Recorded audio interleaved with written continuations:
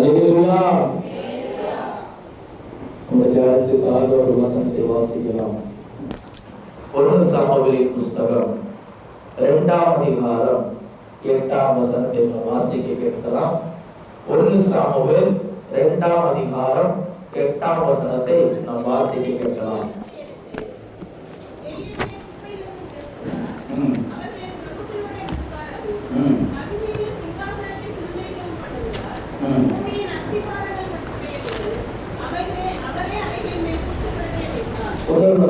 சங்கீதம் 113 7ஆம் வசனமும் 8ஆம் வசனமும். சங்கீதம்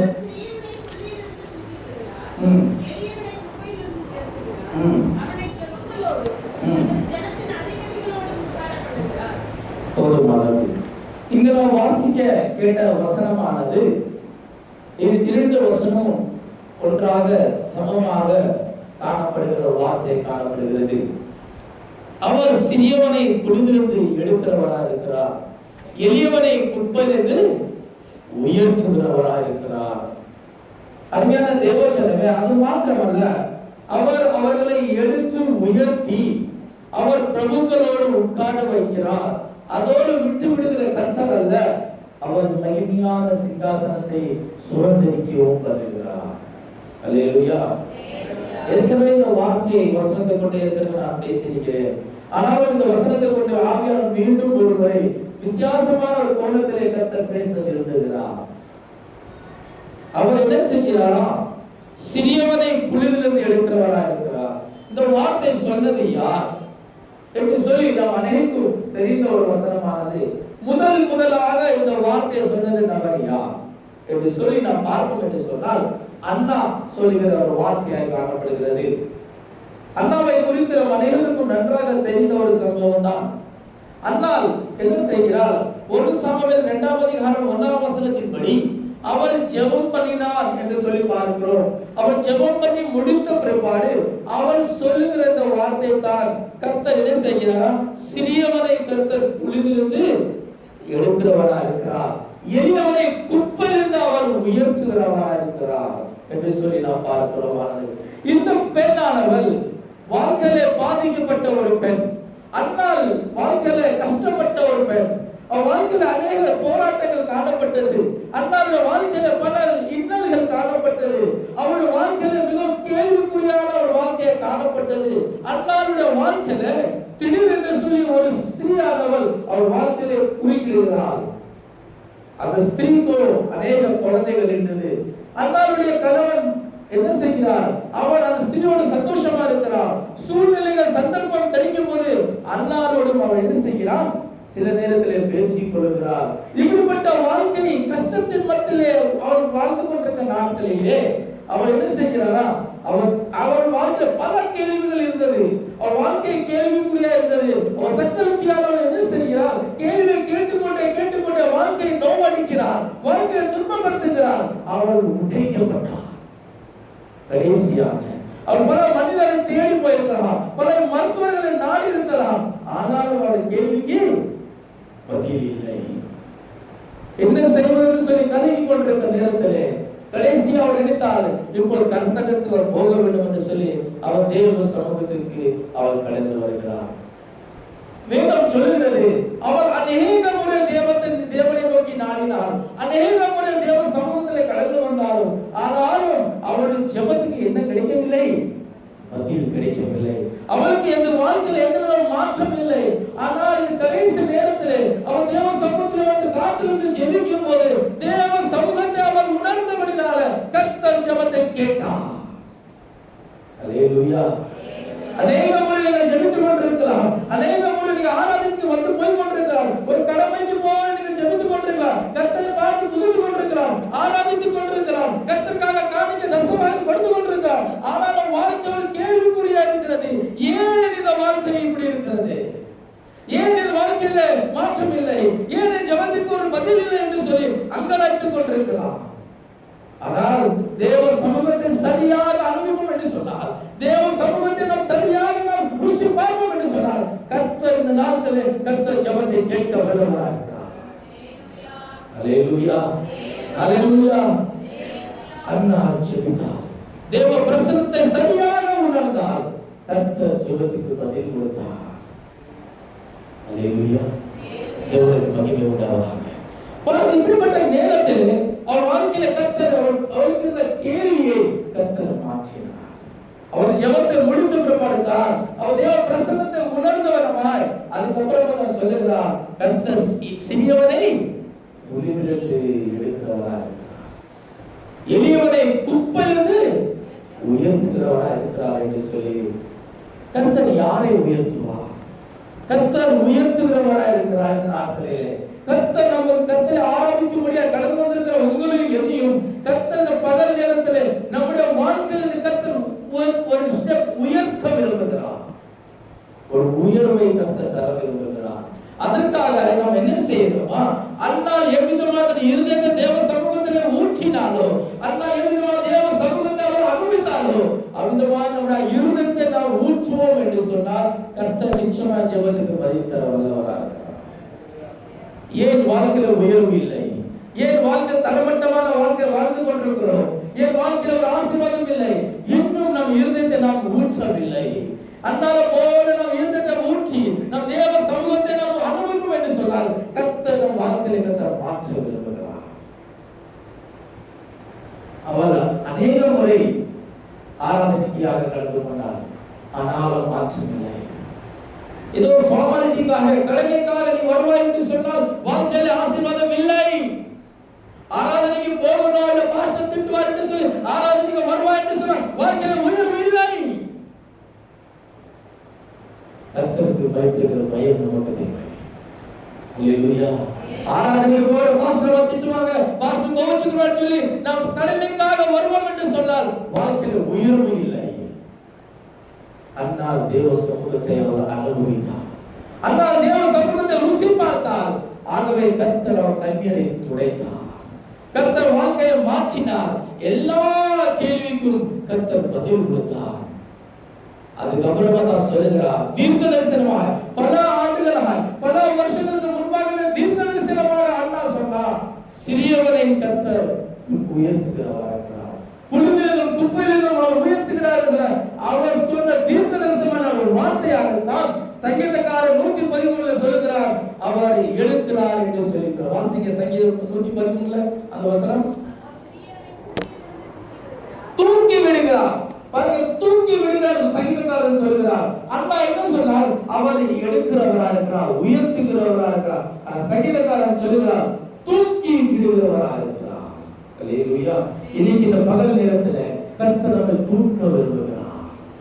பல காரியங்களிலிருந்து கர்த்தர் தூக்க விரும்புகிறார். அல்லேலூயா. இருக்கிற நிலைமையிலிருந்து கர்த்தர் நம்மை தூக்க விரும்புகிறார்.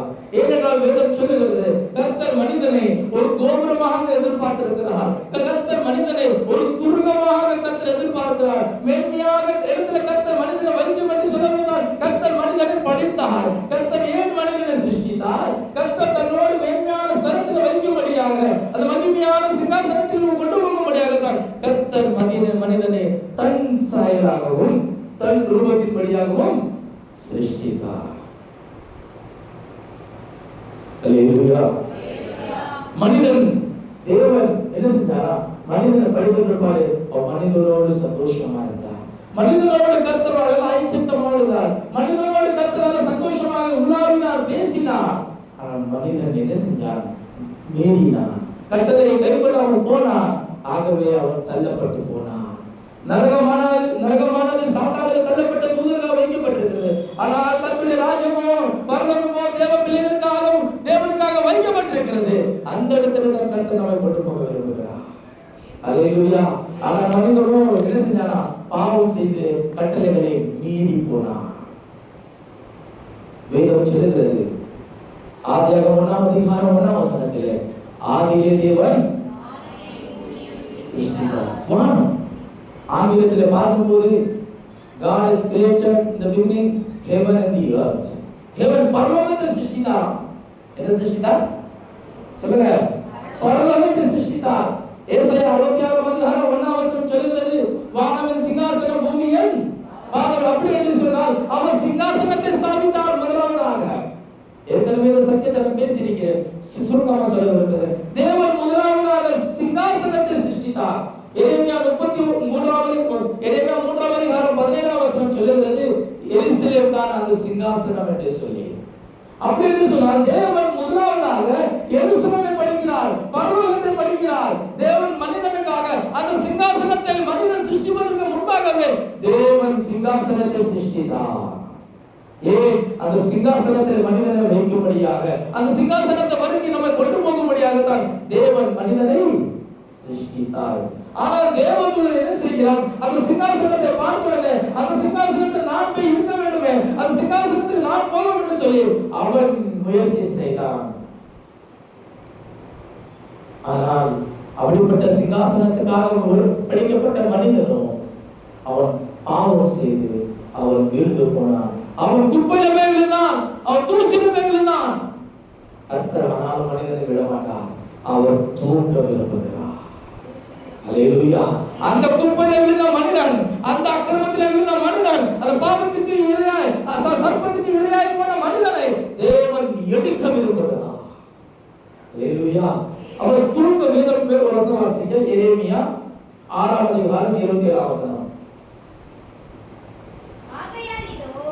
நான் இந்த ஜனத்திற்கு இடரல்களை வைப்பேன், அவைகள் மேல் பிதாக்களும் பிள்ளைகளும். எரேமியா 6:27.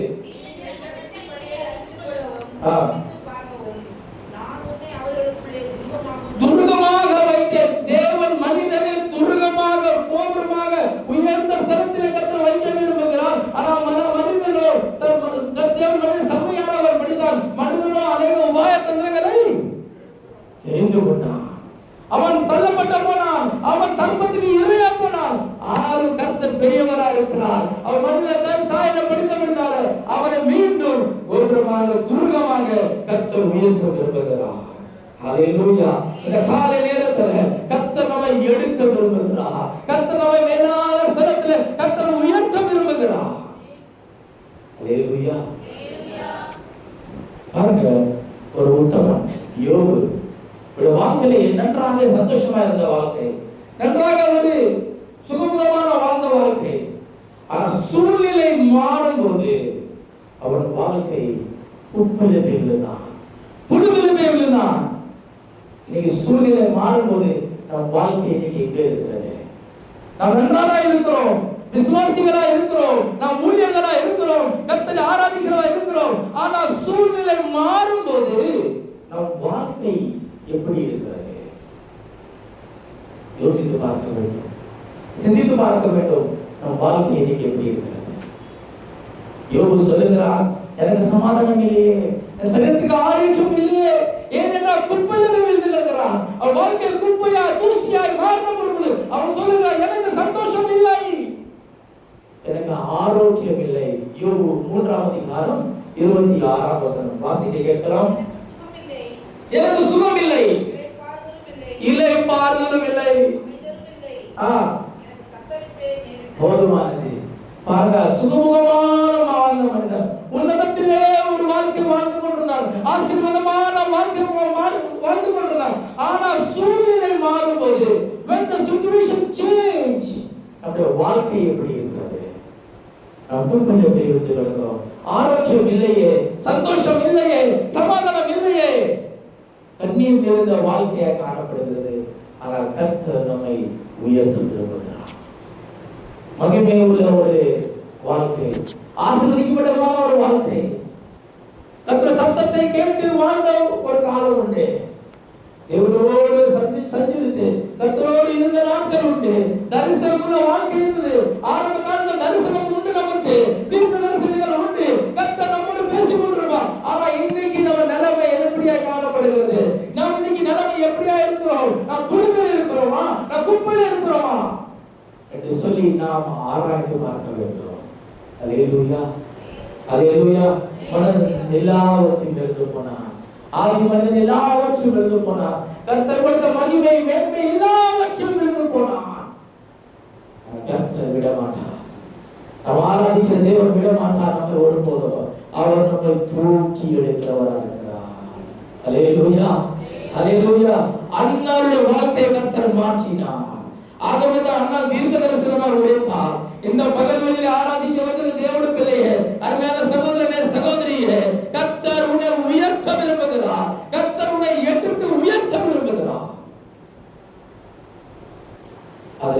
விதமான சந்தேகமும் இல்லை. அல்லேலூயா. இன்றைக்கு நாம் நாமே ஆராய்ந்து பார்க்க வேண்டும். நாம் புனிதிலே இருக்கிறோமா என்று சொல்ல, வாழ்க்கை இன்னைக்கு எங்க இருக்கிறது என்று சொல்லி நாம் ஆராய்ந்து பார்க்க வேண்டும். முதலாவதாக நாம் பார்க்கும்போது யாத்ராகமம் 8ஆம் அதிகாரம் 16ஆம் வசனம் என்ன சொல்லுகிறது? அவர் கோலை நீக்கினார் புழுதிலே, அப்பொழுது பேய்கள் உண்டாயிற்று என்று எழுதப்பட்டிருக்கிறது. வாசிங்க.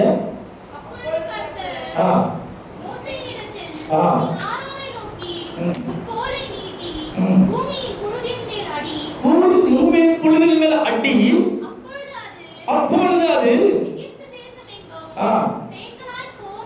போதுமான வாதைகள் காணப்பட்டது. புழுதியிலே இருப்போம் என்று சொன்னால் வாழ்க்கை ஒரு வாதை நிறைந்த ஒரு வாழ்க்கை என்பதில் சந்தேகம் இல்லை.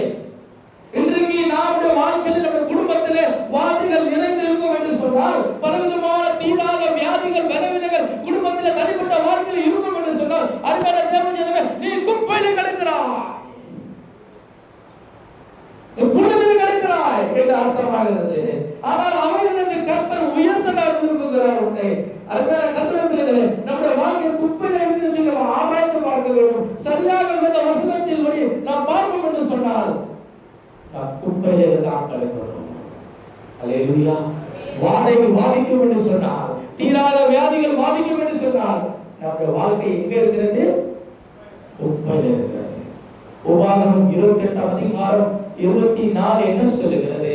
மலையை கர்த்தர் வருஷிக்கிறாராம், அது புழுதி உள்ள மலை பெய்கிறது என்று சொல்லி. வாசிங்க. 28 உபாகமம் 28 24.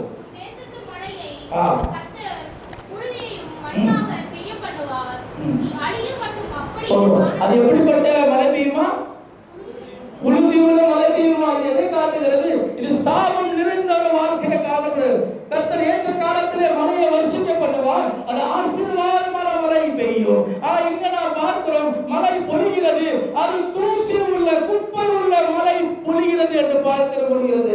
வாழ்க்கையில சாபம் காணப்படுகிறதா? குடும்பத்தில் சாபமா இருக்கிறதா? கர்த்தர் சாபத்தை மாற்ற விரும்புகிறார். அந்த சாபத்திற்கு கர்த்தர் உயர்த்த விரும்புகிறார். உன்னை ஹalleluya. மனிதன் குப்பையை எப்போது வாரிக் கொள்கிறான்? மனிதன் குப்பையை தலைக்கு மேலே எப்போது போட்டுக் கொள்கிறான்? அவன் எண்ணுகிறான், அவன் எதிர்பார்க்காத காரியம் நடக்கும் போது, ஐயோ வாழ்க்கை மாண்டு போய்விட்டது, வாழ்க்கையில கஷ்டத்தின் மேல் கஷ்டம் வருகிறது, தோல்விக்கு மேல் தோல்வி வருகிறது என்று சொல்லி புழுதியும் குப்பையும் தலைக்கு மேல வாரிக் கொண்டு போகிறான். விதத்தில் ஒரு மனிதன் இருக்கிறான், பயங்கரமான பலசாலி ஒரு மனுஷன், கர்த்தரால் ஆசீர்வதிக்கப்பட்ட ஒரு மனுஷன், ஒரு தேவ மனிதன். அவன் சாதாரண மனிதன் அல்ல, கர்த்தரால் வாக்குத்தத்தத்தை பெற்ற ஒரு மனிதன். அவன் பேர் யோசுவா. அவன் கர்த்தருக்கு முன்பாக அவன் எப்பொழுதும் நின்று ஜெபிக்கிற ஒரு மனிதன். அந்த அப்படிப்பட்ட ஒரு மனுஷனை கர்த்தர் யோசுவா 1ஆம் அதிகாரம் 5ஆம் வசனத்திலே கர்த்தர் யோசுவாவுக்கு ஒரு வாக்குத்தத்தத்தை கொடுக்கிறார். நீ உயிரோடு இருக்கும் நாட்களில் ஒருவனும் உனக்கு விரோதமாக எதிர்த்து நிற்பதில்லை. வாசிங்க. எதிர்த்து நிற்பது. அப்படிப்பட்ட வாக்குத்தத்தத்தை பெற்ற யோசுவா, அப்படிப்பட்ட தேவன் அப்படிப்பட்ட வாக்கு யாருக்குமே கொடுக்கல வேதத்திலே. ஆனா கர்த்தர் யோசுவாக்கு சொல்ல, ஒருவனும் எதிர்த்து நிற்பதில்லையே. அப்படிப்பட்ட நல்ல வாக்குத்தத்தத்தை பெற்ற யோசுவா, அவர் வாழ்க்கை என்ன ஆகிறது? தோல்விக்கு மேல் தோல்வி, அடிக்கு மேல் அடி, வீழ்ச்சிக்கு மேல் வீழ்ச்சி.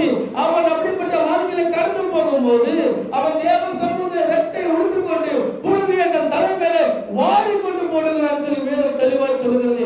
யோசுவா 7ஆம் அதிகாரம் 6ஆம் வசனத்திலே வாசிக்க கேட்கலாம். தன் வஸ்திரங்களை கிழித்து கர்த்தருடைய பெட்டிக்கு முன்பாக முகங்குப்புற விழுந்து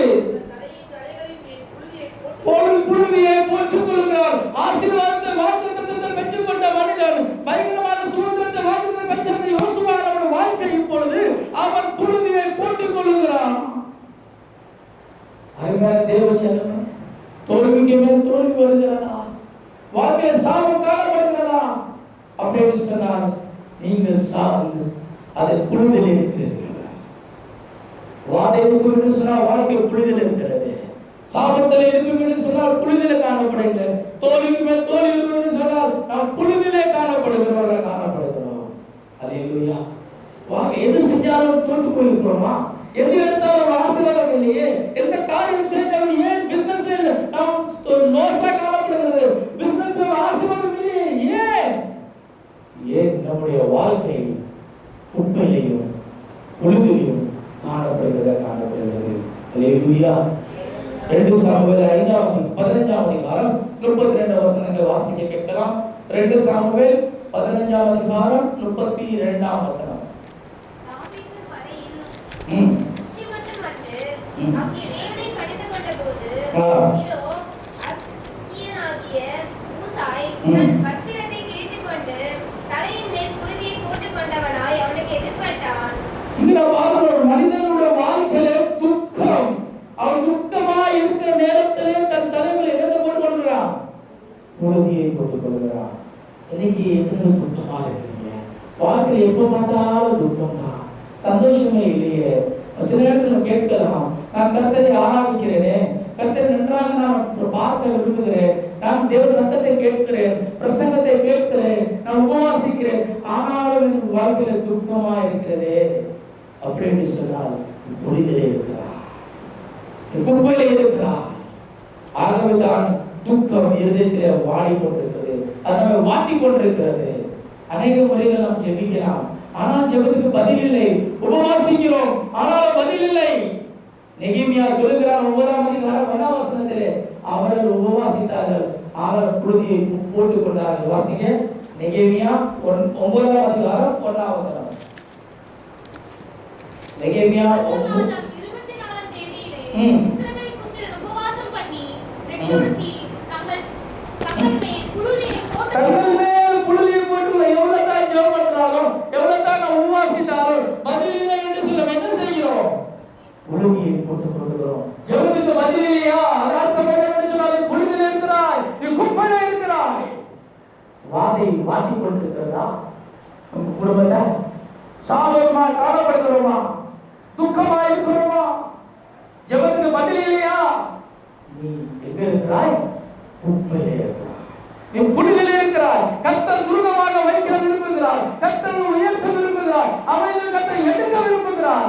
ஆனால் நம் வாழ்க்கை குப்பையில காணப்படுகிறது. சங்கீதக்காரன் சொல்லுகிறார் 30ஆம் சங்கீதம் 8ஆம் வசனத்திலே, வாசிங்க, சங்கீதம் 30:8.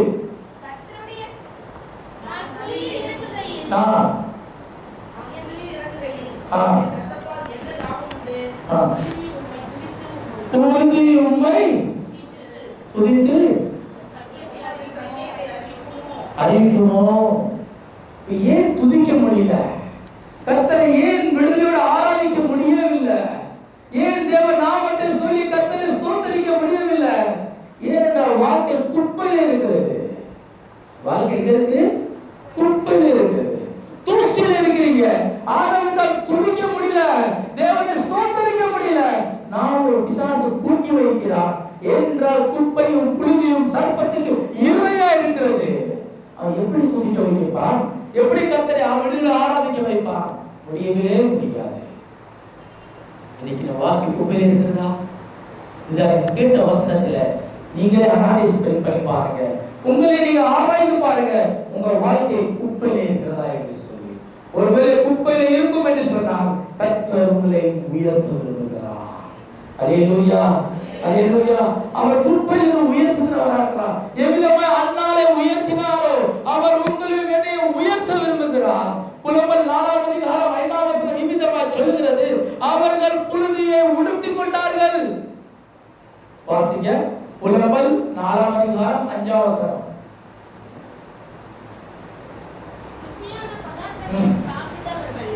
ருசியான பதார்த்தங்களை சாப்பிட்டவர்கள், சுகமுகமான வாழ்க்கை வாழ்ந்தவர்கள், நன்றாக காரிலே இஸ்திரி கழியாமல் சபைக்கு வந்தவர்கள், சந்தோஷமான ஆடம்பரமான வாழ்க்கையை வாழ்ந்து கொண்டிருந்தார்கள். தீராத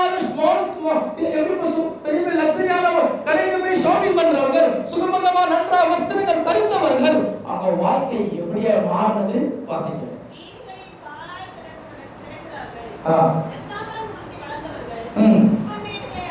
குப்பை மேடுகளை அணிந்து கொள்ள வாழ்க்கை மாறுகிறது. அருமையான தேவஜனமே, கேட்டுக்கொண்டிருக்கிற கர்த்தரிலே சூழ்நிலை வருவது வாழ்க்கை மாறுகிறது. சுக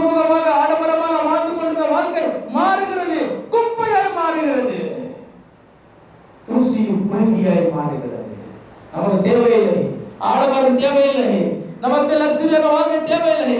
கர்த்தர் கொஞ்ச காலம் தந்திருக்கிறார். சுகமுகமாய் வாழ்வதை நமக்கு வெறுத்து விட்டு கர்த்தருக்காக, கர்த்தரை மகிமைக்காக வாழும்படியாக கர்த்தரை இந்த நாட்களில் தீர்மானம் செய்ய வேண்டும். ஆண்டவரே, நான் குப்பையை உயர்த்து காண்டவரே, நான் குப்பையை உடுத்திருக்கிறேன் ஆண்டவரே, அந்த வஸ்திரத்தை வேண்டாம் ஆண்டவரே என்று சொல்லி நான் கர்த்தரை நோக்கி முறையிடும் போது கர்த்தர் நம்மை உயர்த்த வல்லவராக இருக்கிறார். அல்லேலூயா. ஏன் வாழ்க்கையில குப்பை காணப்பட்டது? ஏன் நாம் குப்பைக்குள்ளாக கடந்து போனோம்? ஏன் நாம் புழுதிக்குள்ளாக கடந்து போனோம் என்று சொல்லி பார்ப்போம் என்று சொன்னால், எஸ்ரா புத்தகம் 6ஆம் அதிகாரம் 11ஆம் வசனம் என்ன சொல்லுகிறது? வாசிக்க கேட்கலாம். எஸ்ரா 6ஆம் அதிகாரம் 11ஆம் வசனம்.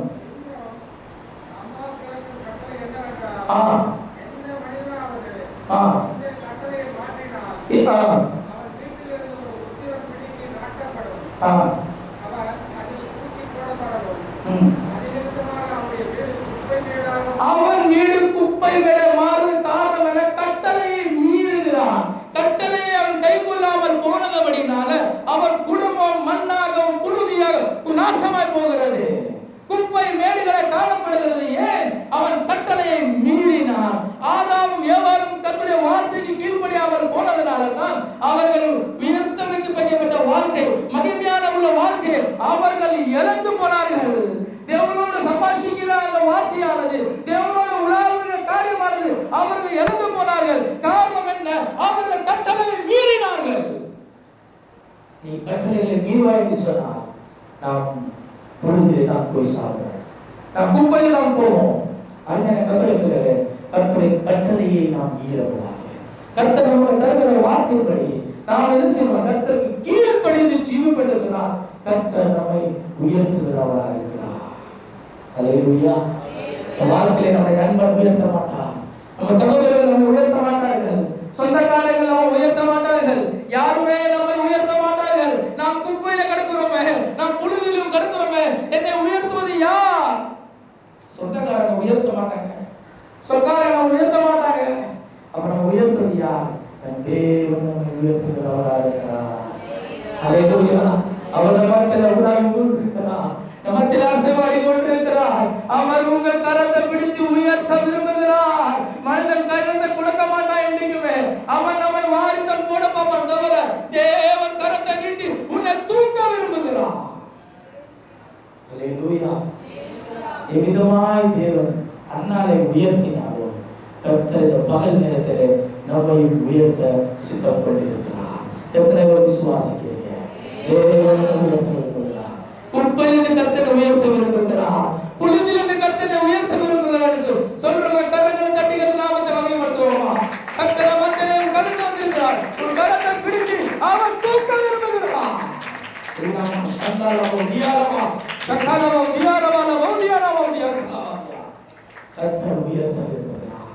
மனிதன் கரத்தை பிடிக்க மாட்டான், மனிதன் நம்மை வாரி போடதான் பார்ப்பான், அவன் தள்ள பார்ப்பான், எப்படியாவது நாசமாகணும் சொல்கிறார். ஒரு சொந்தக்காரன் எடுத்து கொண்டிருக்கிறான். ஆனால் நான் ஆராதிக்கிற தேவன், நான் பிரசங்கிக்கிறேன் தேவன் அவன் கரத்தை பீட்டி நீட்டி தொட விரும்புகிறான். அல்லேலூயா. வேதம் சொல்லுகிறது, பிரசங்கி 4ஆம் அதிகாரம் 10ஆம் வசனத்திலே, ஒருவரும் இல்லையே கரம் கொடுப்பதற்கு ஒரு வாசிங்க. பிரசங்கி 4:10.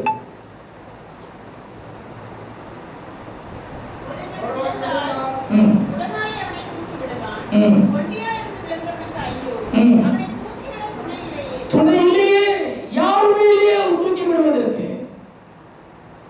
வாழ்க்கையில பாருங்க, யாருமே இருக்க மாட்டாங்க, நம்ம தூக்கி விடுவதற்கு யாருமே இல்லை. ஏசாயா 51ஆம் அதிகாரம் 18ஆம் வசனம் சொல்லுகிறது, ஒருவனும் கை கொடுக்கவில்லையே. வாசிங்க ஏசாயா 51:18.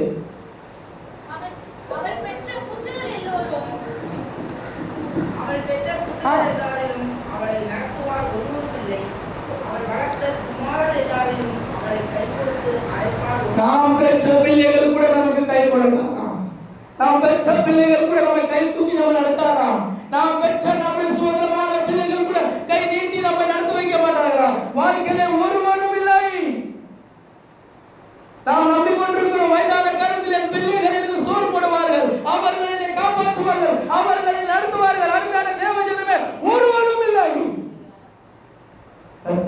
சொல்லுகிறார், ஒருவரும் இல்லை. உன் பிள்ளைகள் உன்னை பார்க்காது, உன் பிள்ளைகள் உன்னை நடத்தாது. அருமையான தேவஜனமே, ஆனால் யாரும் கைவிடாதவர் நம் தேவன் நம்மை கை கொடுக்கிறவராக இருக்கிறார். வேதம் சொல்லுகிறது, அவர் தூதர்களுக்கு கை கொடாமல் ஆபிரகாமின் புத்திரர்களுக்கு பிள்ளைகளுக்கு அவர் கரம் கொடுக்கிறவராக இருக்கிறார். வாசிங்க எபிரேயர் 2ஆம் அதிகாரம் 16ஆம் வசனம். எபிரேயர் 2:16. அவர் தேவதூதருக்கு கூட கை கொடுக்கவில்லை. ஆபிரகாமின் சந்ததி உதவியாக கை கொடுக்கிறவர் நமக்கு உண்டாகி கொண்டிருக்கிறார். அல்லேலூயா. ஆபிரகாமின் பிள்ளைகளுக்கு, ஆபிரகாமின் சந்ததிக்கு தேவன் கை கொடுக்க விரும்புகிறார். அருமையான தேவஜனமே, கர்த்தரை ஆராதிக்கும்படியா வந்திருக்கிற நீங்களும் நானும், இந்த கர்த்தர் நம்மை ஆபிரகாமின் சந்ததியா இருக்கிறபடினால, அவர் நம்முடைய விசுவாச தகப்பனா இருக்கிறபடினால, நாம் அவருடைய பிள்ளைகளா இருக்கிறபடினால, அவர் நிச்சயமா நமக்கு கை தர வல்லவரா இருக்கிறார். அவர் கரத்தை பிடித்து நம்மை தூக்க விரும்புகிறார். யாருமே இல்லைன்னு சொல்லி கலக்காதே. பிள்ளைகளுக்கு உதவி செய்ய அச்சநிலையில் இருப்பாய் என்று சொன்னால் தேவன் உதவி செய்ய கரத்தை நீட்டுகிறார். அல்லேலூயா. யோபு என்ன சொல்லுகிறான்? என் மனைவி என்னை பார்த்து சொல்லுகிறார், நீ செத்து போ, வீடு இடிந்து விட்டது, பிள்ளைகள் செத்து போனார்கள், ஆஸ்திகள் போய்விட்டது, ஆடு மாடுகள் ஒட்டுகள் எல்லாவற்றையும் இழந்து போனான். மனைவி என்ன சொல்கிறார்? நீ செத்து போ. நண்பர்கள் வாழ்கிறார்கள், யோபை பார்க்கும்படி வருகிறார்கள். அவர் யோபின் நிலைமையை பார்த்து பரிதவிக்கிறார்கள். ஐயோ, என் நண்பனாக யோபு நிலைமை இப்படி ஆகிவிட்டது என்று சொல்லி புழுதியும் குப்பைகளும் தலைகளை வாரிக்கொள்கிறார்கள். அப்படிப்பட்ட நேரத்திலே யோபு என்ன சொல்கிறார் தெரியுமா? யோபு 17ஆம் அதிகாரம் 3ஆம் வசனத்திலே, என்னை உயர்த்துகிறவர் யார்? 17:3.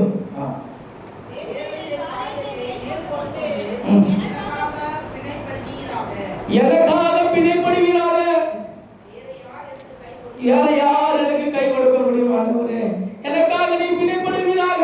நீ மாத்திரம் தான் எனக்கு கை கொடுக்க முடியும், வேற யாரும் எனக்கு கை கொடுக்க முடியாது. அருமையான தேவஜனமே, நமக்காக பிணைக்கப்பட்டவர் ஒருத்தர் உண்டு. அவர் இயேசு கிறிஸ்து. சிலுவையிலே ரத்தம் சிந்தினார், அடிக்கப்பட்டார், நொறுக்கப்பட்டார், நமக்காக பிணையாடப்பட்டார். அவர் தாங்க நமக்கு கை கொடுக்க முடியும், வேற யாருமே நமக்கு தர முடியாது. அல்லேலூயா. ஆகவே யோபு தெளிவாய் சொல்கிறார், நீ தான் எனக்கு கை கொடுக்க முடியும், வேற யாருமே எனக்கு கை கொடுக்க முடியாது. நமக்காக சில ரத்தம் சிந்தினவர், நமக்காக 3 ஆண்டுகளை தொங்கினவர் அவர் தான். நமக்காக பிணைக்கப்பட்டவர், அவர் சிலுவை மரணத்தை ருசி பார்த்தவர், சிலுவையில் நொறுக்கப்பட்டார். அவர் தாங்க நமக்கு கை கொடுக்க முடியும், தவிர வேற யாருமே கை கொடுக்க முடியாது. நமக்கு பக்கத்தில் இருக்கிறவங்க கூட நமக்கு கை தர முடியாது. நம்முடைய மனைவி நமக்கு கை தர முடியாது. புருஷன் நமக்கு கை தர, நம்ம நிலைமையை யாருமே அறிந்து கொள்ள முடியாது, வாழ்க்கை எப்படி இருக்குதுன்னு சொல்லி. ஆனால் கர்த்தர் நமக்கு கரத்தை தந்து உயர்த்த விரும்புகிறார். அல்லேலூயா. அல்லேலூயா. அவர் சிறியவனை குப்பெறிந்து எளியவனை புழுதில் என்ன செய்கிறாரா? தூக்குகிறார். அவரை பிரபுக்கள் உட்கார வைக்கிறார். மகிமையான சிங்காசனத்தில் சுகந்தரிக்கப்பட விரும்புகிறார். அல்லேலூயா. அவர் ரத்தத்தை சிந்தினார், ஏன் நம்ம ரட்சிப்பதற்காக. அது மாத்திரமல்ல, அவர் முழு நோக்கம் என்ன தெரியுமா? அந்த மகிமையான சிங்காசனத்தில் கொண்டு போய் சேர்க்கும்படியாகத்தான் அவர் எதிர்பார்த்து கொண்டிருக்கிறார். ஏனென்றால் ஆதி மனிதன் ஆதாமானவன் அந்த மேன்மையான சிங்காசனத்தை அவன் எழுந்து போனான், மேன்மையான சரீரத்தை எழுந்து போனான், மேன்மையான ஸ்தலத்தை எழுந்து போனான். ஆனால் தேவன் நோக்கம் உங்களையும் என்னையும் அந்த மேன்மையான சிங்காசனத்திலே கொண்டு போய் விடும்படியாதான் அவர் நோக்கமாயிருக்கிறார். அல்லேலூயா. நம்மை ரட்சிப்பதற்கு மாத்திரமல்ல, நம்மை அபிஷேகித்து வழிநடத்த மாத்திரமல்ல, அந்த மேன்மையான சிங்காசனம் வரை கொண்டு போகும்படியாகத்தான் கர்த்தர் இன்றைய நாட்களிலே அநேக காரியத்திலிருந்து நம்மை தூக்க விரும்புகிறார். கர்த்தர் என்ன செய்கிறாரா? சொல்லுங்க. தூக்க விரும்புகிறார். முதலாவது நான் சொன்னேன், அவர் புழுதிலும் குப்பையிலும் என்ன செய்கிறாரா? தூக்கி விடுகிறார் என்று சொல்லி நான் இவருக்கு நான் பேசுகிறேன். ஒரு சில வசனங்களை சொல்ல விரும்புகிறேன். எதிலிருந்தெல்லாம் கர்த்தர் நம்மை தூக்க விரும்புகிறார் என்று சொல்லி. இரண்டாவதாக அவரை எவைகளுக்கு தூக்குகிறார்? சங்கீதம் 69:14 வசனம். Psalm 69 verse 14. 14. 69:14 வாசிங்க. நான் அமிழ்ந்து போகாதபடிக்கு சேற்றிலிருந்து என்னை தூக்கி விடும். இங்கே ஒரு மனிதன் சொல்லுகிறான், எதிலிருந்து தூக்கி விடும்? சேற்றிலிருந்து தூக்கி விடும். முதலாவது குப்பையிலும் புலிலும் கர்த்தர் தூக்கி விடுகிறார். இரண்டாவதாக இங்கே நாம் பார்க்கிறோம், முளையான சேற்றிலிருந்து தூக்கி விடும் என்று சொல்லி சங்கீதக்காரன் நாம் ஜெபிக்கிறான். அதே சங்கீதக்காரன் அந்த இரண்டாம் வசனத்தில் என்ன சொல்லுகிறான் வாசிங்க.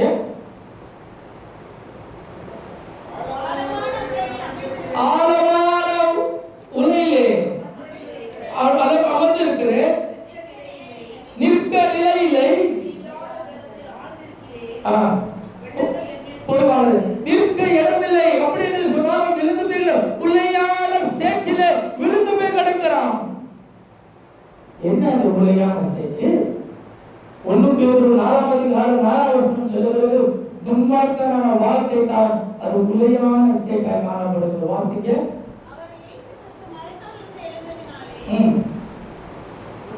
ஒன்று பேதுரு 4:4.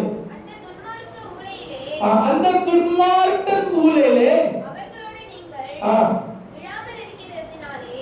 அப்போ இங்க நான் பார்க்கிறது உலையான சேற்று என்று சொன்னால் துன்மார்க்கமான ஒரு வாழ்க்கை.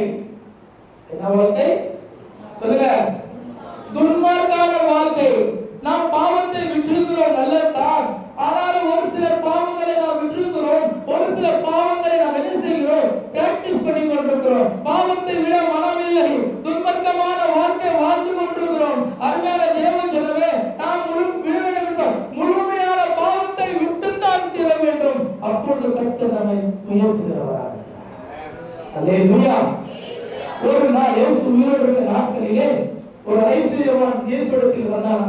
அவன் இயேசுவிடத்தில் கேட்கிறான், ஐயரே, போதகரே, நான் நித்திய ஜீவன் பெற விரும்புகிறேன். நான் நித்திய ஜீவன் பெறும்படியாக நான் என்ன செய்ய வேண்டும் என்று சொல்லி, அதற்கு இயேசு அவனை பார்த்து என்ன சொன்னா, நீ உனக்குள்ளதை விற்று தரித்திரத்துக்கு கொடுத்து சிலுவை சுமந்து கொண்டு என் பின்னே வா.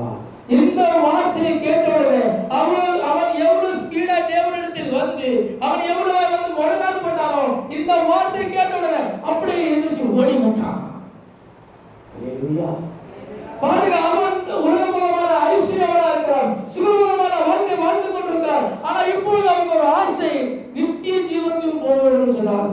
பாவத்தை விட மனமில்லை, ஆனாலும் நித்திய ஜீவனை பெற வேண்டும் என்று சொல்லி அவனுக்கு ஆசை. துன்மார்க்கான ஜீவன். அவன் உடனே அந்த வார்த்தை கேட்ட உடனே அவன் என்ன செஞ்சானா? ஓடி போகிறான். வேதம் சொல்லுகிறது, துன்மார்க்கருக்கு சமாதானம் இல்லை. அருமையான கத்தோலிக்கர்களே, துன்மார்க்கமான வாழ்க்கை வாழ்ந்து கொண்டிருப்பார் சொன்னார். உலகான சேற்றிலே நீ கிடைக்கிறாய் என்று சொன்னால் கர்த்தர் நம்ம என்ன செய்கிறார்?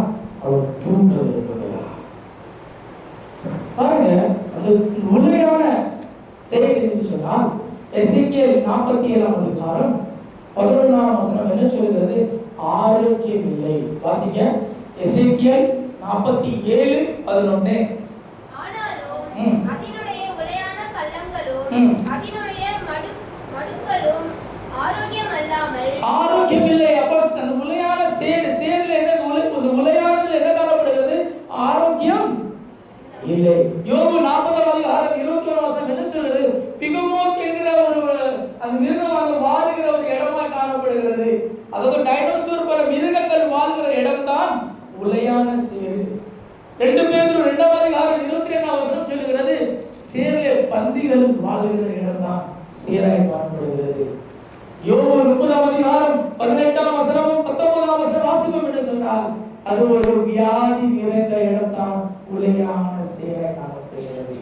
அருமையான தேவ ஜனமே, அப்படிப்பட்ட உளையான சேற்றிலிருந்து தேவன் நம்மை உயர்த்த விரும்புகிறார். கர்த்தர் எடுக்க விரும்புகிறார்.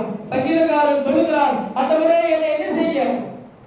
உளையான சேற்றிலிருந்து என்னை தூக்கி எடுக்கப்பா என்று சொல்லி அவன் கேட்கிறார். தேவன் அவனை உயர்த்தினாரா? தேவன் அவனை உளையான சேற்றிலிருந்து வெளியே எடுத்தாரா என்று சொல்லி பார்க்க வேண்டி சொன்னால் சங்கீதம் 40:2 என்ன சொல்லுகிறது? வாசிங்க. சங்கீதம் 40:2. உளையான சேற்றிலிருந்து என்னை தூக்கி எடுத்து போதுமானது அவர் தூக்கி எடுத்தார். உளையான சேற்றிலே பகல் நேரத்தில் விழுந்து பெருமாய் என்று சொல்ல சகோதரனே சகோதரியே, தேவன் தூக்க விரும்புகிறார். அவர் தூக்கி அவன் கால்களை அந்த அவர் நிலைநிறுத்துகிறவராக இருக்கிறார். அருமையான கத்தோலிக்கரே, கர்த்தர் உளையான சேற்றிலிருந்து கர்த்தர் நம்மை தூக்க விரும்புகிறார். முதலாவதாக குப்பையிலும் புழுவிலும் கர்த்தர் தூக்க எடுக்க விரும்புகிறார். இரண்டாவதாக உளையான சேற்றிலிருந்து சொல்லுங்க எடுக்கிறார். இது ஒரு மனிதனை குறித்து நாம் பார்க்கிறோம். அதே போல எரேமியா 38ஆம் அதிகாரத்திலே ஒரு தீர்க்கதரிசியை குறித்து நாம் பார்க்கிறோம். அந்த தீர்க்கதரிசியும் உளையான சேற்றிலிருந்து சிக்கிக் கொண்டான். இவன் எந்த துன்மார்க்கம் செய்யவில்லை, எந்த பாவம் செய்யவில்லை.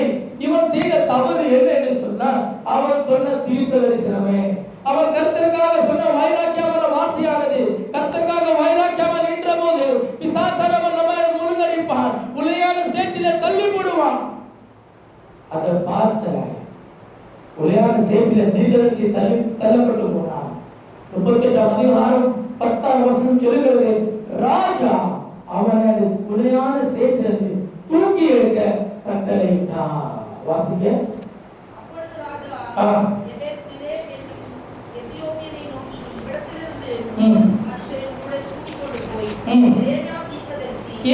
எரேமியா தீர்க்கதரிசியை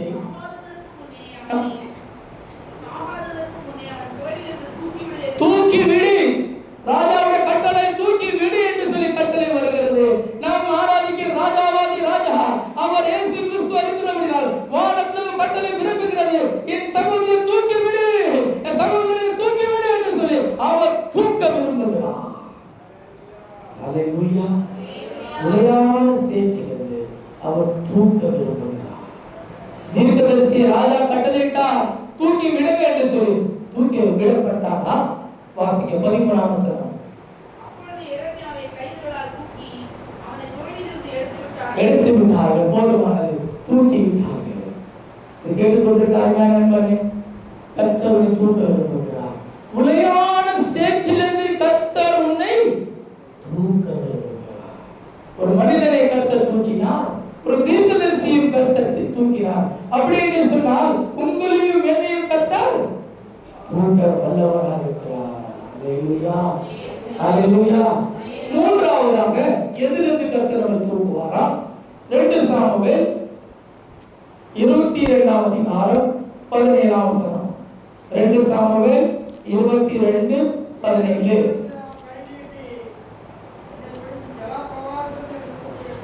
ஜலப்பிரவாகத்திலிருந்து என்னை தூக்கி விட்டார் என்று சொல்லி எழுதப்பட்டிருக்கிறது. இப்போ ஜலப்பிரவாகத்திலிருந்து தூக்கி விட்டார் என்று சொல்லுவோம் பார்ப்போம் என்று சொன்னால், நம்முடைய ஜலப்பிரவாகம் அதாவது ஒரு வெள்ளம், தண்ணீர் மத்தியிலே வெள்ளத்திலே நம்முடைய சரீரம் என்ன செய்கிறது? மூழ்கி போய் கிடக்கிறது. அப்படிப்பட்ட வாழ்க்கையில கர்த்தர் நம்ம என்ன செய்கிறாரா? தூக்கி விட. அப்படி என்று சொன்னால் நிந்தை நிறைந்த ஒரு வாழ்க்கை, நம்பிக்கை இழந்த ஒரு வாழ்க்கை, இருள் சூழ்ந்த ஒரு வாழ்க்கை கர்த்தர் நம்மை தூக்க விரும்புகிறார். ஹல்லேலூயா. நம்மளுடைய எத்தனையோ நிந்தைகள் அவமானங்கள் வந்திருக்கலாம், எத்தனையோ இடத்திலே நம்முடைய தலை குனிந்திருக்கலாம், தலை நிமிரமாக காணப்படுகிறோமா, நிமிர்ந்த நிற்க முடியாத கூனியா இருக்கிறோமா? கர்த்தர் வாழ்க்கை நிமிர வைக்க போகிறார். விழுந்து போன இடத்துல கர்த்தர் தூக்க விரும்புகிறார். தலை தூக்க முடியாம இருக்கிறாயா சகோதரியே? கர்த்தர் தலையை தூக்க விரும்புகிறார். அவர் தூக்க விரும்புகிறார். ஜலப்பிரயம் வந்து மூழ்கி விட்டதா வாழ்க்கையில? வெள்ளம் வாழ்க்கையில மூழ்கி விட்டதா? ஐயோ நீந்த முடியலையே, வெளியே வர முடியலையே, தீராத பிரச்சனையே கலங்கி கொண்டிருப்பாயா? கர்த்தர் தூக்க விரும்புகிறார். ஜலப்பிரயத்துக்கு கர்த்தர் தூக்க விரும்புகிறார். நாலாவதாக கர்த்தர் எதிலிருந்து தூக்க விரும்புகிறார்? சங்கீதம் 9ஆம் சங்கீதம் 13ஆம் வசனம். வாசிக்க. சங்கீதம் 9:13. மீண்டும் வாசிக்க, தெளிவா வாசிக்க. மரண வாசல் என்னை தூக்கி விடும் கர்த்தாவே. போதுமானது. மரண வாசல் தூக்கி விடும்.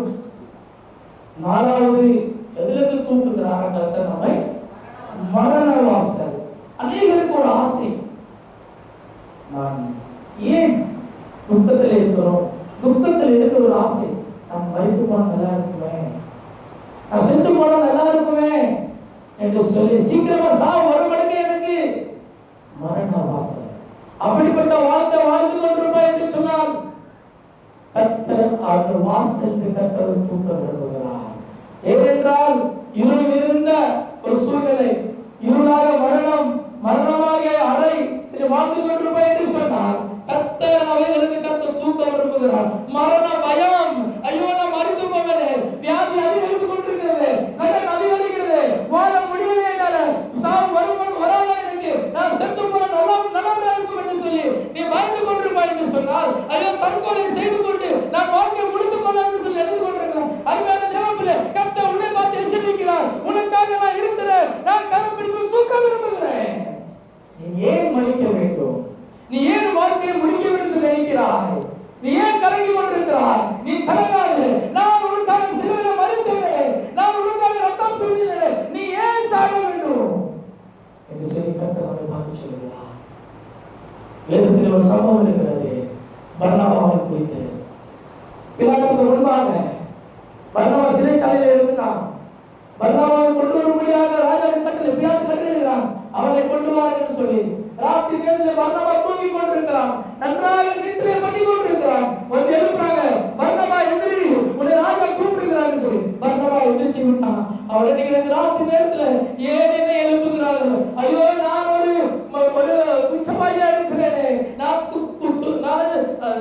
மறு செய்த கொலை செய்த ஒரு குற்றவாளியா இருக்கிறானே, என்னை கொன்றும்படியாக திருப்பு தரும்படியாகவே இந்த ராத்திரி நேரத்தில் என்னை அழைத்து சென்று போகிறார்களே என்று சொல்லி அவன் கலங்கினான். அவன் உள்ள உடையப்பட்டது. அப்படிப்பட்ட வாழ்ந்து கொண்டு ஐயோ மரணம் தான் வாழ்க்கையில் இருக்குது என்று சொல்லி அவன் பிலாத்துக்கு நேராக கடந்து வருகிறான். தேவஜனமே, அப்படிப்பட்ட சூழ்நிலையில அவன் பிலாத்துக்கு முன்பாக வரும்போது அங்கே திரளான ஜனங்கள் பிலாத்துக்கு முன்பாக இருக்கிறார்கள். ஒரு ரெண்டு விதமான சத்தம் கேட்கிறது, இவரை சிலுவையில் அறையும் என்று சொல்லி கேட்க. அந்த வார்த்தை கேட்டபோது இவனுக்குள் இருந்து நடுங்குகிறது, ஐயோ என் வாழ்க்கை நியாய தீர்ப்பு தானா, நான் மறுத்து போவேன் என்று சொல்லி பர்னபா கலங்கி கொண்டிருக்கிறான். அந்த சத்தத்தை கேட்டு பிலாத்து சொல்லுகிறான், நான் இவனுக்கு குற்றம் எதுவும் கண்டுபிடிக்கவில்லை, நான் இவனை விடுதலாக்க விரும்புகிறேன் என்று சொல்லி இயேசுவும் அங்கே இருக்கிறார். இயேசுவை பார்த்து சொல்கிறான் பிலாத்து, நான் இவனை விடுதலாக்க செய்ய விரும்புகிறேன். மீண்டும் சத்தம் வருகிறது மக்களிடத்திலிருந்து, இல்லை இவனை சிலுவையில் அறையும், இவனை சிலுவையில் கொண்டு போடும் என்று சொல்லி அவர் சொல்லுகின்ற போது பிலாத்து கேட்கிறார், நான் யாரை விடுதலையாக்க வேண்டும் என்று சொல்லி. மீண்டும் சத்தம் வருகிறது, பர்னபாவை எங்களுக்காக விடுதலை செய்ய வேண்டும் என்று சொல்லி அவர்கள் கூப்பிடுகிறார்கள். அவர் சத்தம் இடுகிறார். அந்த சத்தத்தை கேட்ட போது அவன் பர்னபாவை என்ன செஞ்சாரா? விடுதலையாக்கினார். இவன் ஒரு சந்தோஷம், ஐயோ நான் பயந்து கொண்டிருந்தேனே, என் வாழ்க்கையில மரணம் தான் என்று சொல்லி நான் அங்கடைத்துக் கொண்டிருந்தேனே, ஆனா இப்போது ராஜா என்னை விடுதலையாக்கி விட்டார் என்று சொல்லி அவன் சந்தோஷமா வந்து மக்கள் மத்தியில் நின்று கொண்டிருக்கிறான். அப்படி ஒருத்தன் சொல்லுகிறான், என்ன நீ செஞ்ச நன்மையினால் நீ விடுதலையாக்கப்பட்டாயா? நீ ஏன் மரணத்திற்குள்ளாலே தப்பிக்கப்பட்டாய் தெரியுமா? நீ செஞ்ச காரியத்தை நிமித்தம் அல்ல, உனக்காக ஒருத்தர் நொறுக்கப்படுகிறான், உனக்காக ஒருத்தர் அடிக்கப்படுகிறான், அங்கே பார் என்று சொல்லி அவர் இயேசுவை நோக்கி பார்த்தபோது இயேசுவை நொறுக்கிறார்கள், இயேசுவை அடிக்கிறார்கள், இயேசுவை பயங்கரமாக சித்திரவதைப்படுத்துகிறார். அதை பார்த்து கொண்டே இருக்கிறான் பர்னபா. நான் மரித்து போவேன் என்று சொல்லி நினைத்தேன், எனக்காக ஒரு நொறுக்கப்படுகிறாரே. பர்னபா மறிக்க வேண்டும், ஆனால் பர்னபாக்காக இயேசு சிலுவையில் மரித்தார். அதுக்காக தேவஜனமே, நீ மறிக்க வேண்டாம், உன் வாழ்க்கையை மறிக்க வேண்டாம். உனக்காக இயேசு சிலுவையில் மரணத்தை ருசி பார்த்திருக்கிறார். உனக்காக இயேசு சிலுவையில் மரணத்தை ருசி பார்த்திருக்கிறார். ஒரு புது வாழ்க்கை கர்த்தர் தர விரும்புகிறார். ஐயோ சில இந்த மாதத்தை நான் பார்ப்பேன், எல்லாரும் நான் தற்கொலை செய்து கொள்ள சொல்லி நினைத்து கொண்டிருக்கிறார். கர்த்தர் எண்ணத்தை மாற்ற விரும்புகிறார். கர்த்தர் மரண வாசல் கர்த்தர் உயர்த்த விரும்புகிறார். வாழ்க்கை கசந்து போய்விட்டதா? இனி வாழ்க்கை வாழ முடியாது, நான் மரண பயத்தினால் சூழ்ந்து கொள்கிறேன், மரண அலைகள் என்னை அடித்து கொண்டே இருக்கிறது, நான் என்ன செய்வேன் என்று சொல்லி கலங்கி கொண்டிருக்கிறாயா? உனக்காக இயேசு மரித்தார். நீ மறிக்க வேண்டிய அவசியம் இல்லை. அல்லேலூயா. 2 சாமுவேல் 22ஆம் அதிகாரம் 5ஆம் வசனம் என்ன சொல்லுகிறது? மரண அலைகள் மோதி அடிக்கிறது. வாசிக்க 2 சாமுவேல். மரண அலைகள் என்னை சூழ்ந்து கொண்டு மரண அலைகள் என்னை சூழ்ந்து கொள்கிறது. ஐயோ, அலைக்கு மேல் அலை வருகிறது. நான் மறுத்து போவேன், நான் மூழ்கி போவேன், இவன் வாழ்வதற்கு எனக்கு அர்த்தமே இல்லை என்று சொல்லி நடந்து கொண்டிருக்கிறாமே. அருமையான தேவஜனமே, கர்த்தர் மரண வாசலுக்கு உன்னை தூக்க விரும்புகிறார். அந்த அலைகளை கர்த்தர் அமர்ந்த விரும்புகிறார். கர்த்தர் காற்றையும் அலையும் அதட்டினார். அதே போல பகல் நேரத்தில் கர்த்தர் மரண அலையை கர்த்தர் அதட்ட விரும்புகிறார். அவையிலிருந்து கர்த்தரை விடுதலாக்க வல்லவராக இருக்கிறார். அவையிலிருந்து கர்த்தரை தூக்கி எடுக்க விரும்புகிறார். அவர் கரம் மத்தியிலே கடந்து வந்திருக்கிறது. நமக்காக சிலுவையில் அடைக்கப்பட்ட ஆணி உள்ள கரம் நம்மத்திலே நீட்டிக் கொண்டிருக்கிறார். மரண வாசலை, மரண அலையை கர்த்தர் நீக்கும்படியாக. நீதிமொழிகள் என்ன சொல்லுகிறது? 7ஆம் அதிகாரம் 27ஆம் வசனத்திலே மரண அறைகள் நான் சிக்கிக்கொள்ளிருக்கிறேன். வாசிக்க.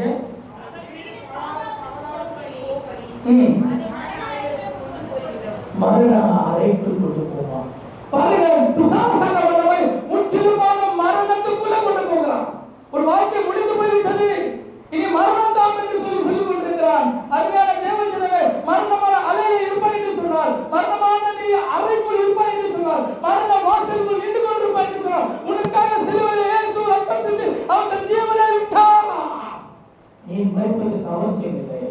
அவர்களை தூக்கி எடுக்கும்படியாக தான் இயேசு மரணத்தை ருசி பார்த்தார். கர்த்தர் தூக்கி விடுகிறவராக இருக்கிறார். அண்ணால் சொன்னால் உயர்த்துகிறார் என்று சொல்லி சங்கீதக்காரர் சொல்லுகிறார், அவர் தூக்கி விடுகிறார். அல்லேலூயா, அல்லேலூயா. 5ஆவதாக கர்த்தர் எங்களை தூக்கி விடுகிறார். யாரை தூக்கி விடுகிறார்? சங்கீதம் 145:14. 145:14 படி. மடங்கடிக்கப்பட்ட யாவரையும் தூக்கி விடுகிறார். அதிலே 146ஆம் சங்கீதத்தில் 8ஆம் வசனம்.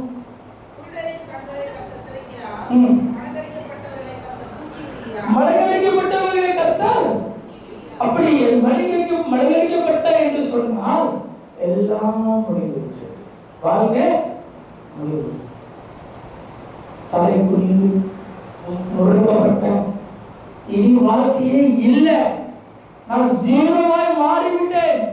வாழ்க்கை குப்பையாய் மாறிவிட்டது. வாழ்க்கை புழுதியாய் மாறிவிட்டது. இனி வாழ்ந்த அர்த்தமே இல்லை. அப்படிப்பட்ட மனக்கடிக்கப்பட்ட ஒரு வாழ்க்கையை நீ வாழ்ந்து கொண்டிருப்பாய் என்று சொன்னால் இந்த பகல் நேரத்தில் கர்த்தரை தூக்க விரும்புகிறார்.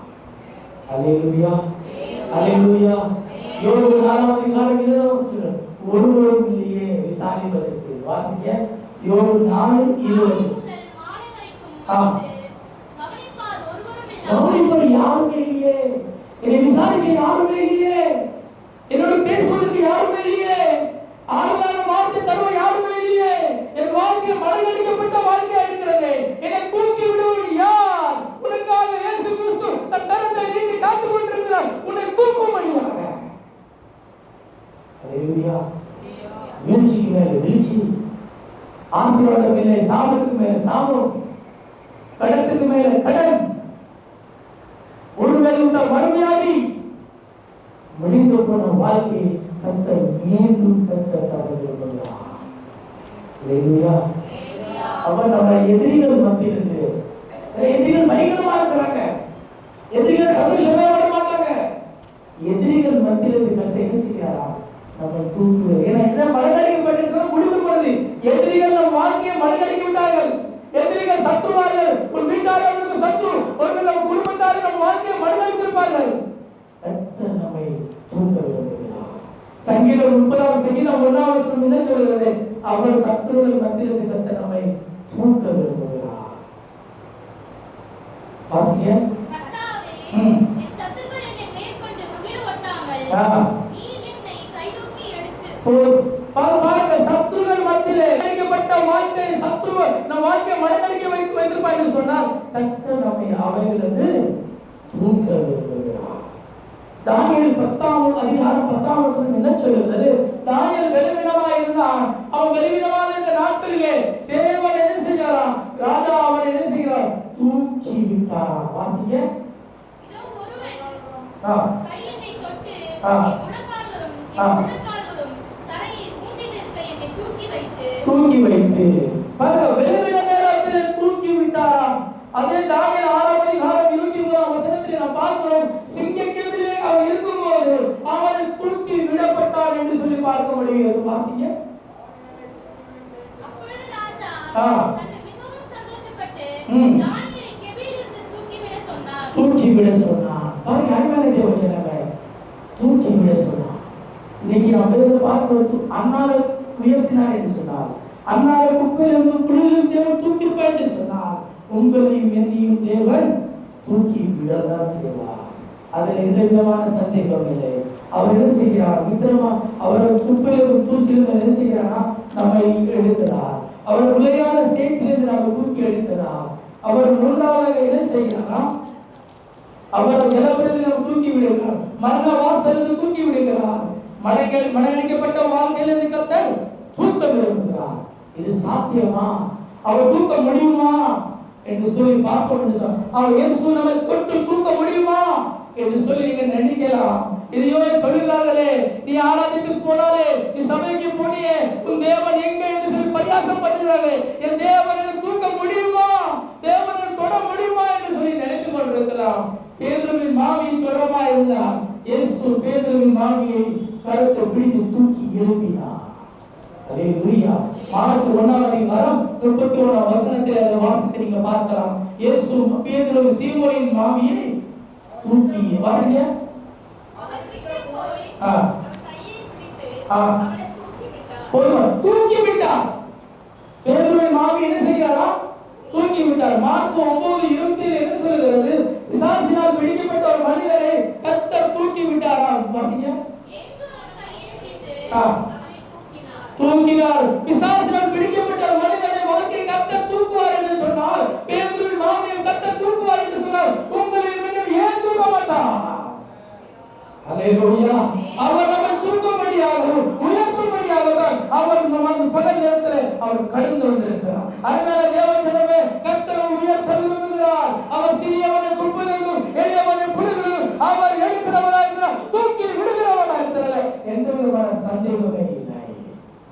அவர் தூக்க விரும்புகிறார். அல்லேலூயா. அப்போஸ்தலர் 3ஆம் அதிகாரத்தில் சம்பவம் இருக்கிறது.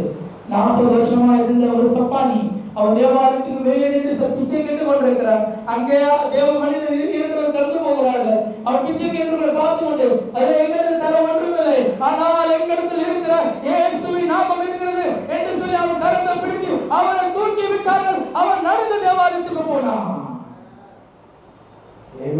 சொல்லிக்கொண்டே இருக்கிறான்.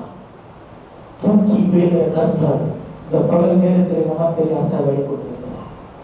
அல்லேலூயா. அது மாத்திரம் விடுகிறல்ல, அவர் அந்த மகிமையான சிங்காசனத்திலே நம்ம சுதந்திரிக்கப்பட விரும்புகிறார். அல்லேலூயா. யார் அந்த மகிமை சிங்காசனத்தில் இருக்கிறார்? யார் அங்க வீற்றிருக்கிறார்? வேதம் என்ன சொல்லுகிறது? மத்தேயு சுவிசேஷம் ஒரே ஒரு வசனம் வாசிக்க நான் முடிக்க விரும்புகிறேன். மத்தேயு சுவிசேஷம் 25ஆம் அதிகாரம் 31ஆம் வசனம். மகிமை சிங்காசனத்தில் யார் வீற்றிருக்கிறார்? மீண்டும் வாசிங்க. அன்றியும் மனுஷகுமாரன் தம்முடைய மகிமை புரிந்தவராய் வரும்போது தம்முடைய மகிமை உள்ள சிங்காசனத்தில் வீற்றிருப்பார். தேவகுமாரன் ஆராதிக்கிற இயேசு கிறிஸ்து அந்த சிங்காசனத்திலே வீற்றிருக்கிறார். அங்க போகும் வழியாகத்தான் அங்கே நான் கொண்டு போய் உட்கார வைப்பேன், அதை சுதந்திரிக்க பண்ணுவேன், தேவராஜ்யத்தில் கொண்டு போய் போவேன் என்று சொல்லி அவர் வாக்களிக்கிறார். அங்க போகும்படியாகத்தான் அவர்கள் குப்பையிலும் புழுதிலும் எடுக்கிறவராக இருக்கிறார். அல்லேலூயா. எத்தனை பேர் மனமலை சந்திக்க ஆயத்தப்படுகிறீங்க? தேவ சமூகங்களுக்கு எப்போ வரும் சொல்ல தெரியாது. கடந்த வாரத்தில் பார்த்து பாஸ்டர் சொல்ல வருவாங்க, அதுக்காக வரையிலே கிருபாசன ஸ்தாபகரானவர் தலைவரானவர் செய்தி கொடுத்து கொடுக்க அழைத்து போனார். தேவ சமூகம் தேவ வருகை மரணம் எப்போ நமக்கு தெரியாது. ஆனால் கர்த்தர் மகிமையான சிங்காசனத்திற்கு அங்க சுதந்திரிக்க பண்ணபடியாக அவர் நம்மை உயர்த்துகிறவராக இருக்கிறார். அல்லேலூயா.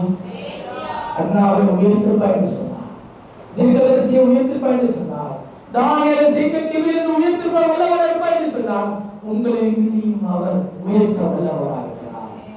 உயர்த்த வாங்கிக்கிறீங்க, தேவனை உயர்த்தணும், மகிமையான சிங்காசனத்துக்கு நான் போகணும் சொல்லி எத்தனை பேர் வாங்கிக்கிறீங்க? அப்படி எழுந்து இருப்போமா? கண்கள் மூட கவனமா எழுந்து இருப்போமா? அவர் உடையான சேற்றில் இருக்கிறார். ஒரு வாழ்க்கை குப்பையா இருக்கிறது, புழுதியா இருக்கிறது. வேதத்தின் அடிப்படையிலே நாம் தியானித்தோம்.